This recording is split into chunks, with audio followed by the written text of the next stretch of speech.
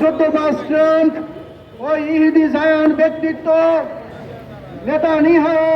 Netanyahu সহ মার্কিন সাম্রাজ্যবাদী দোসরগণ আজকে সারা বিশ্বের জনগণের উপর হামলা অত্যাচার চালিয়ে যাচ্ছে। বন্ধুগণ, দীর্ঘদিন যাবৎ ওই ইরানের উপর হামলা চালিয়ে যাচ্ছে।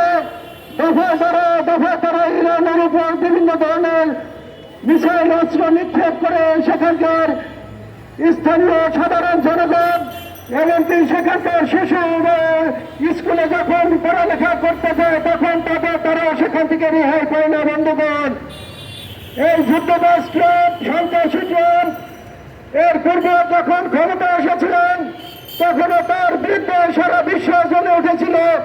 এই বিশ্ব বেহায়া এই সন্ত্রাসী ট্রাম্পকে যেন আর কখনো ওই সাম্রাজ্যবাদী আমেরিকা তাদের ক্ষমতায় না আনে। আজকে তারই আলোকে আবার যখন এই ট্রাম্প ক্ষমতায় আসলো তখন সারা বিশ্ব অস্থির হয়ে উঠেছে আজকে তার একটা আগ্রাসনের যন্ত্রণায়।